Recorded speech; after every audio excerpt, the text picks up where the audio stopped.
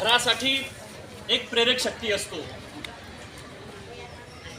घर नावाचं जे भावविश्व असतं ना, या भावविश्वाची ही एक मोठी सावली असते आणि ही सावली जेव्हा निघून जाते ना, तेव्हा आपण उन्हात उभे राहण्याची आपल्याला जाणीव होते।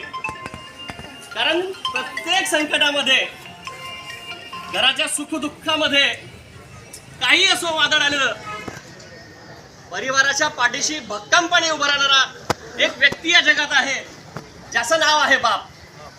आणि अशाच या बापाचा आजचा हा गंधमुक्त आणि उत्तर कार्याचा कार्यक्रम।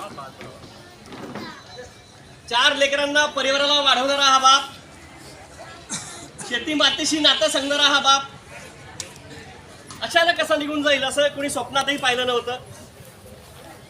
कुशलची कल्पनाही नव्हती, पण नीतीनं ती क्रूर खेळी साधली आणि आमचा हा गोड बाप माणूस या परिवारातून, आपल्या माडी समाजातून कायमचा हिरावून नेला।